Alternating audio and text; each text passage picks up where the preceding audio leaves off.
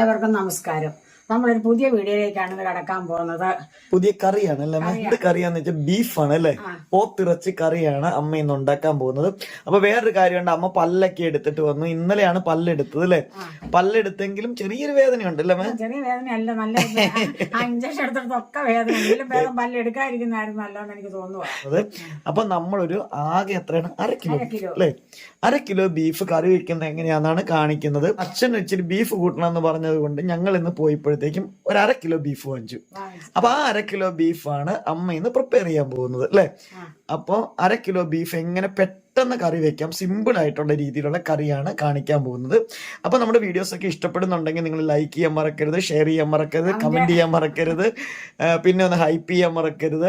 Subscribe ചെയ്യാതാണ് കാണുന്നതെങ്കിൽ just channel ഒന്ന് subscribe ചെയ്യുകയും കൂടെ ചെയ്യണം.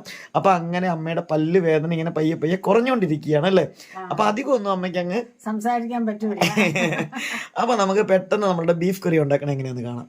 ഇതാണ് കേട്ടോ നമ്മൾ ഇന്ന് ബീഫ് വാങ്ങിച്ചത്. അപ്പൊ ഇത് 1/2 കിലോ ബീഫ് ഉള്ളൂ കേട്ടോ. 1/2 കിലോയുടെ ഒരൊറ്റ കഷ്ണം ബീഫാണിത്. ഞാനിത് ഇതിന്റെ അകത്ത് ഉണ്ടല്ലോ വലിയ നെയ്യൊന്നുമില്ല, ഒരൊറ്റ പീസ് ഇറച്ചി ആയതുകൊണ്ട് തന്നെ അതിന്റെ കൂടെ ഇതുപോലത്തെ ഒരു പീസ് നെയ്യും കൂടെ വാങ്ങിച്ചിട്ടുണ്ട്. ഇങ്ങനത്തെ നമ്മൾ ഇറച്ചിയെല്ലാം നന്നായിട്ട് വൃത്തിയായിട്ട് കഴുകി ഒരു ഓട്ടപാത്രത്തിന്റെ അത് വെള്ളം വാർന്നു വരാനായിട്ട് നമ്മൾ വെച്ചിട്ടുണ്ട്.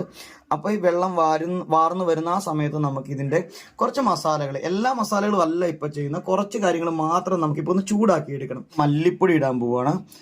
മല്ലിപ്പൊടി ടീസ്പൂൺ ആണ് കേട്ടോ, ടേബിൾ സ്പൂൺ അല്ല.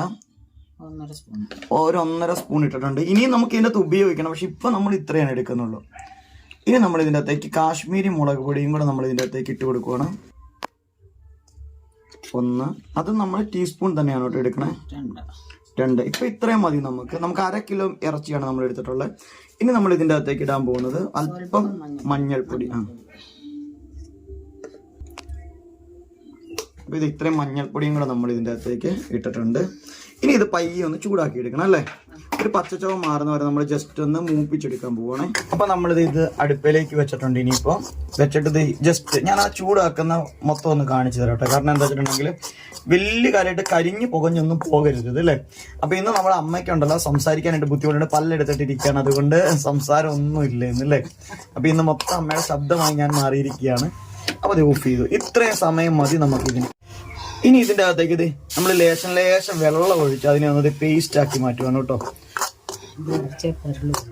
ഇറച്ചിയിൽ പെരണ്ട് വരാനായിട്ട് വേണേ പൊടിയായിട്ട് നിങ്ങൾക്ക് ഉപയോഗിക്കാം. അപ്പൊ ഇച്ചിരി കൊഴുപ്പൊക്കെ കിട്ടാനായിട്ട് ഈ പൊടിനെ ഒന്ന് ജസ്റ്റ് ഒന്ന് വേവിച്ചെടുക്കണം. ശരിക്കും പറഞ്ഞാൽ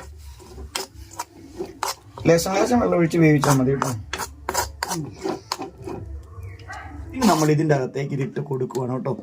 ഒപ്പം നമ്മൾ ഇതിന്റെ കൂടെ ഒരു അല്പം ഉപ്പും കൂടി ഇട്ട് കൊടുക്കണം അല്ലേ? അതെ, ഉപ്പും കൂടെ അതെ ജസ്റ്റ് ഇട്ട് കൊടുത്തു. ഇനി നമ്മൾ എന്താ ചെയ്യണത്, ഈ ഇറച്ചി നന്നായിട്ടൊന്ന് തിരുമ്മി അല്ലേ കൂട്ടണം. അപ്പൊ ഉപ്പിട്ടതിന് ശേഷം നമ്മൾ പൊടി ചൂടാക്കി, പക്ഷെ ഗരം മസാല ഒന്നും നമ്മൾ അതിനകത്ത് ഇട്ടില്ല. ഇനി ഒരു ലേശം ഗരം മസാല കൂടി നമ്മളിത് ഇപ്പൊ നമ്മൾ ഇതിന്റെ അകത്തേക്ക് ഇട്ട് കൊടുക്കുകയാണ് കേട്ടോ. ഒരു 1/2 ടീസ്പൂൺ ഉള്ളൂ കേട്ടോ, അത്രേ ഉള്ളൂ. അത്രയും ഗരം മസാല കൂടി ഇട്ടിട്ട് ഇനി നമ്മൾ നന്നായിട്ട് മിക്സ് ചെയ്തിട്ട് പിടിപ്പിച്ചിട്ട് അപ്പൊ അതെ നമ്മൾ മുഴുവൻ ഇളക്കി കൂട്ടി സെറ്റാക്കി വെച്ചിട്ടുണ്ട്. ഇനി ഇതിവിടെ ഇരിക്കട്ടെ. ഇരുന്നതിന് ശേഷം ഒരു അരമണിക്കൂർ വേണ്ടി നമുക്കിത് കുക്ക് ചെയ്യാനായിട്ട് തുടങ്ങാം അല്ലേ? അപ്പൊ പെട്ടെന്ന് നമ്മൾ ഉണ്ടാക്കാനായതുകൊണ്ട് നമ്മൾ ഇന്ന് കുക്കറിനകത്താണ് വെക്കുന്നത്. സാധാരണ ഞാൻ പോത്തിറച്ചി വെക്കാറുള്ളത് മംഗലത്തിലെ വിറകടുപ്പി വെച്ചാണ് ഞാൻ പോത്തിറച്ചി ഉണ്ടാക്കാറുള്ളത്. പക്ഷെ ഇന്ന് നമ്മൾ പെട്ടെന്നായതുകൊണ്ട് നമ്മൾ ഇതിനകത്ത് വെക്കാം. പിന്നെ എനിക്ക് തീയും പുകയൊന്നും ഊതാൻ പറ്റില്ല, അത് വേറെ പ്രത്യേക കാര്യമാണ്. അതുകൊണ്ടാണ് നമ്മൾ ഇന്ന് ഇതിനകത്ത് വെക്കുന്നത്. പിന്നെ ഇത് ഒരു കാര്യം കാണിച്ചു തരാം. ഈ അലമാരിയിൽ ഇങ്ങനെ നിരന്നിരിക്കുന്ന നമ്മളുടെ ഈന്തപ്പഴം, നാരങ്ങയും പിന്നെ നമ്മളുടെ വെളുത്തുള്ളിയും കൂടെ ചേർന്നിട്ടുള്ള ഒരു സ്പെഷ്യൽ അച്ചാറാണ്. അപ്പൊ ഈ അച്ചാർ നമ്മൾ സെയിൽ ചെയ്യുന്നുണ്ട്. നിങ്ങൾക്ക് ആർക്കെങ്കിലും അച്ചാർ വേണമെങ്കിൽ പറയണം. ഇതൊരു 600 ഗ്രാമിന് മുകളിലുണ്ട് അല്ലേ? അത്രയാണ് വെയിറ്റ് വരുന്നത്. അപ്പൊ നമ്മൾ ഹോം മെയ്ഡ് ആയിട്ട് ഉണ്ടാക്കുന്ന നമ്മുടെ അച്ചാറാണ്.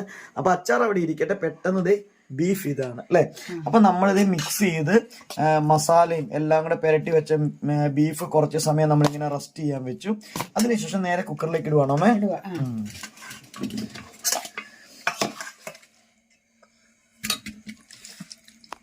നമ്മുടെ ബീഫിൽ തിളച്ചിട്ടുണ്ട്, പക്ഷെ വെള്ളം കുറവാണ്.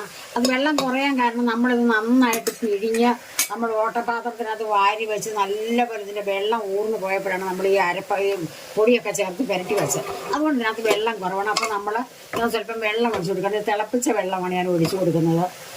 ഈ ആ മുള വരുന്ന പാത്രത്തിൽ കൂടെയാണ് അങ്ങ് ഒഴിക്കുന്നത് നമ്മൾ. ഇതുവരെ നമ്മൾ കുക്കർ അടയ്ക്കാതെയാണ് കേട്ടോ വേവിച്ചത്. സ്വല്പം വെള്ളം കൂടെ ഒഴിക്കാം. നമ്മൾ പോത്തിറച്ചി ആകുമ്പോൾ ഇച്ചിരി വേവൊക്കെ ഉള്ളതല്ലയോ.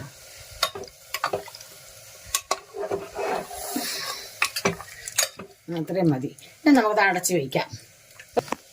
ഒരു 3 വിസിൽ അടിച്ചു കഴിയുമ്പോൾ നമ്മളിത് സിമ്മിലിടുകയാണ്. പിന്നെ സിമ്മിലിരുന്നാണ് ഇത് വേവുകയും ചെയ്യും, വിസിൽ പഠിക്കും.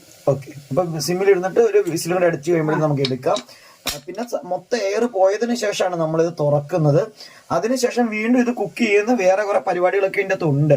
കാരണം മുളകും മല്ലിയൊന്നും നമ്മൾ ഫുള്ളായിട്ട് ഇപ്പൊ ചേർത്തിട്ടില്ല. ഇനി ഇതിനകത്ത് ചേർക്കാനൊക്കെ ഉണ്ട് അല്ലെ, പല സാധനങ്ങളും ചേർക്കാനുണ്ട്. അപ്പൊ ഇത് തിള വന്നു. എപ്പോഴും നമ്മൾ തിള വന്നതിന് ശേഷമാണ് അടയ്ക്കേണ്ടത് അല്ലെ, അല്ലെങ്കിൽ ഒരു പ്രത്യേക രീതിയിലേക്ക് ഇത് കുക്കാവാനുള്ള സാധ്യതയുണ്ട്. അപ്പൊ അതുകൊണ്ട് ഇനി നമ്മൾ അടച്ചു വെച്ച് വിസിലടിപ്പിക്കാൻ പോവാം. 3 വിസിൽ നമ്മൾ അടുപ്പിച്ചു. അതിനുശേഷം നമ്മൾ സിമ്മിലേക്ക് ഇട്ടതിന് ശേഷം വീണ്ടും ഒരു വിസിൽ അടിച്ചിട്ട് നമ്മൾ അത് റെസ്റ്റ് ചെയ്യാനായിട്ട് വെച്ച് ഓഫ് ചെയ്തിട്ട് അത് കഴിഞ്ഞത് അതിന്റെ സ്റ്റീമെല്ലാം സെറ്റ് ആയതിനു ശേഷം നമ്മളിത് അത് തുറന്നിട്ടുണ്ട് കേട്ടോ. അപ്പോൾ ഈ ഒരു ടെസ്റ്ററിലാണ് നമ്മളുടെ ബീഫ് ഇരിക്കുന്നത്. ഇനി നമ്മൾ ഇതിന്റെ ബാക്കി സെറ്റിങ്സ് ഒക്കെ ചെയ്യാൻ വേണ്ടിയിട്ട് നമ്മൾ 2 സബോള എടുത്തിട്ടുണ്ട്, ഇത്രയും ഇഞ്ചി എടുത്തിട്ടുണ്ട്, കുറച്ച് വെളുത്തുള്ളി. ഈ വെളുത്തുള്ളി നടുവെ പിളർന്നതാണ്, അതുകൊണ്ടാണ് ഇങ്ങനെ കുറെ ഉള്ളതായിട്ട് തോന്നുന്നത്. ഒരു 5-6 വെളുത്തുള്ളി അല്ലേ, അത്രേ ഉള്ളൂ. 2 പച്ചമുളക് എടുത്തിട്ടുണ്ട്. ഇത്ര ഇട്ടിട്ടാണ് ഇനി നമ്മൾ ബാക്കി ഇതിനെ നമ്മൾ ഈ കറി സെറ്റാക്കാൻ പോകുന്നത്. നമ്മുടെ കറിക്ക് വേണ്ടുന്ന എല്ലാ സാധനങ്ങളും നമ്മൾ ഇത് അരിഞ്ഞു വെച്ചിട്ടുണ്ട്. 2 സബോള നമ്മൾ എടുത്തെങ്കിലും നമ്മൾ അതിൻ്റെ 1.5 മുറി സബോള എടുത്തിട്ടുണ്ട്. അരമുറി നമ്മൾ എടുത്തിട്ടില്ല കേട്ടോ, മാറ്റി വെച്ചിട്ട് ഇത്രയും മതി നമുക്ക് സബോള. ഇഞ്ചി നമ്മളിത് ഇങ്ങനെ അരിഞ്ഞിട്ടുണ്ട്, വെളുത്തുള്ളി ഇത് ഇങ്ങനെ സെറ്റാക്കി വെച്ചിട്ടുണ്ട്, പച്ചമുളക് ഇങ്ങനെ നടുകെ ഒന്ന് ചേന്തി കീറി വെച്ചിട്ടുണ്ട്. പിന്നെ ബീഫിന്റെ കാര്യം പറയുവാണെങ്കിൽ ബീഫ് നല്ല പെർഫെക്റ്റ് ആയിട്ട് വെന്താണ് ഇരിക്കുന്നത്. ഇനി ഇതെല്ലാം കൂടെ വന്ന് ഒരു വേവും കൂടെ വരുമ്പോഴത്തേക്കും നമ്മുടെ കറി സെറ്റാകും. അപ്പൊ ഇനി നമുക്ക് നേരെ കറിയുടെ പ്രിപ്പറേഷനിലേക്ക് നമുക്ക് പോകാം. ഇതൊരു ഈസി ആയിട്ടുള്ള ഒരു ബീഫ് റെസിപ്പിയാണ് കേട്ടോ. അപ്പൊ വീഡിയോ നിങ്ങൾക്ക് ഇഷ്ടപ്പെടുന്നുണ്ടെങ്കിൽ ജസ്റ്റ് ലൈക്ക് ചെയ്യാനായിട്ട് മറക്കരുത്, ഷെയർ ചെയ്യണം, കമന്റ് ചെയ്യണം. സബ്സ്ക്രൈബ് ചെയ്യാതാണ് ചാനൽ കാണണമെങ്കിൽ ജസ്റ്റ് ഒന്ന് സബ്സ്ക്രൈബ് ചെയ്ത് സപ്പോർട്ട് ചെയ്യുക കൂടെ ചെയ്യണം. അപ്പൊ നമുക്ക് നേരെ ഒരു കാര്യം ചെയ്യാം, ഒരു ചീനിച്ചട്ടി അടുപ്പത്തേക്ക് വെക്കാം. ചീനിച്ചട്ടി അടുപ്പത്ത് വെച്ച് നമ്മൾ ലേശം വെളിച്ചെണ്ണ ഒഴിച്ചിട്ടുണ്ട് കേട്ടോ. നമ്മൾ വെളിച്ചെണ്ണയ്ക്കകത്തേക്ക് ഇത് കടുക് അത് മൂത്രം നമുക്കിനി പച്ചമുളകും കറിവേപ്പിലയും ഇടാം. അരിഞ്ഞ് വെച്ചേക്കുന്ന ഇഞ്ചിയും വെളുത്തുള്ളിയും കൂടെ നമുക്കിടാം.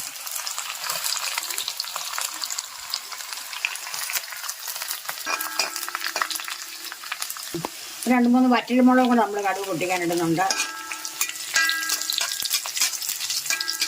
ചില തക്കാളി ഉപയോഗിക്കാറുണ്ട് നമ്മൾ, പക്ഷെ ഈ ഒരു ബീഫ് കറിക്ക് നമ്മൾ തക്കാളി ഇടുന്നില്ല അല്ലെ. തക്കാളി വേണ്ടവർക്ക് വേണമെങ്കിൽ തക്കാളി ഇടാം. ഈ സബോള മൂത്ത് കഴിയുമ്പോ അല്ലെ വരട്ടിയെടുക്കാം വേണമെങ്കിൽ. ചിലര് ഈ ബീഫ് വേവിക്കുന്ന കൂടെ തന്നെ തക്കാളി ഇട്ട് വേവിക്കുന്ന ആൾക്കാരും ഉണ്ട്. അപ്പൊ നമ്മൾ ഇതിനകത്ത് തക്കാളി യൂസ് ചെയ്യുന്നേ ഇല്ല, അതാണ് ഇതിന്റെ ഒരു പ്രത്യേകത അല്ലെ. ഏകദേശം ഇത് മൂത്തിട്ടുണ്ട്. നമ്മളൊരു സ്വല്പം മഞ്ഞൾപ്പൊടിയും കൂടെ ഇതിന്റെ കൂടെ വേണം, അപ്പൊ ഒരു കളർ കിട്ടാനാണ് ഇടുന്നത്. നമ്മുടെ ഈ സബോളയൊക്കെ അല്ലെങ്കിൽ ഒരുമാതിരി വെളുത്ത് കിടക്കും. അപ്പൊ കറിക്ക് ഒരു ടേസ്റ്റ് ഉണ്ടെങ്കിലും നമുക്കൊരു ലുക്ക് ഉണ്ടാകത്തില്ല സബോള ഇങ്ങനെ വെളുത്ത് വരുമ്പോ അല്ലെ. അപ്പൊ അതുകൊണ്ട് ജസ്റ്റ് മൂത്ത് വരുമ്പോഴത്തേക്ക് ഇച്ചിരി മഞ്ഞൾപ്പൊടിയും കൂടി ഇട്ടിട്ട് അത് തന്നെ. ഒത്തിരി ഉള്ളി ഇല്ലെങ്കിൽ നമ്മൾ ഒത്തിരി ഇട്ടാൽ മഞ്ഞൾ ചവയ്ക്കും. അപ്പൊ അങ്ങനെ ഇടുവാണെങ്കിൽ നമ്മുടെ ആ ഒരു ഉള്ളിലേക്കൊക്കെ കളറൊക്കെ വന്നിട്ടൊന്ന് സെറ്റായി വരും. ഇച്ചിരി മൂക്കാനുണ്ട് അല്ലേ. അപ്പൊ നമ്മുടെ ഉള്ളിയെല്ലാം നല്ല പോലെ വരണ്ടിട്ടുണ്ട്. നമ്മൾ ഇതിനകത്തൊരു ശകലം മുളക് പൊടിയും കൂടെ വേണം, നമുക്ക് ഇച്ചിരി എരിവ് കൂടെ വേണം. എത്രയും മതി. അതുപോലെ 1/2 സ്പൂൺ മല്ലിപ്പൊടിയും കൂടെ.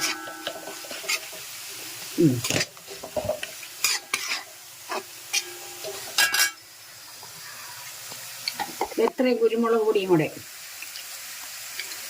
അപ്പൊ ഇതെല്ലാം കൂടെ നമ്മൾ ഇട്ടൊന്ന് മൂപ്പിച്ചു. ഇനി നമ്മൾ നേരെ എന്താ ചെയ്യണേ, നമ്മൾ വേവിച്ച് വെച്ചേക്കുന്ന കറി കറി ഇതിലേക്ക് ഒഴിക്കാൻ പോവാം.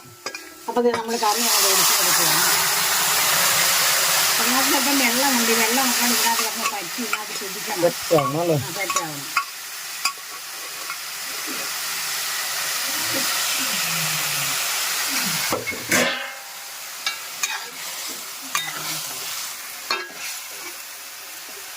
ഇനി നമ്മൾ മസാല ചേർക്കണത് നമ്മൾ പിന്നീട് ചേർക്കുന്നത് ഇനി അല്ലേ.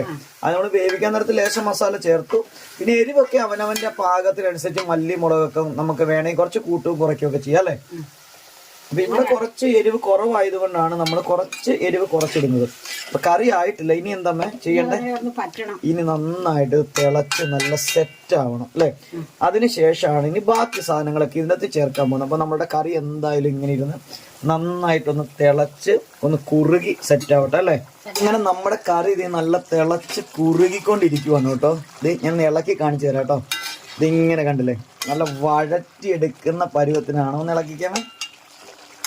ഇത് നല്ല സെറ്റായിട്ട് കണ്ടില്ലേ, ആ ഗ്രേവി ഒക്കെ ഒന്ന് കുറുകി നല്ല അടിപൊളിയായിട്ട് കളറൊക്കെ നല്ല സൂപ്പർ കളറിലേക്ക് മാറിയിട്ട് അങ്ങനെ കറിയല്ലേ.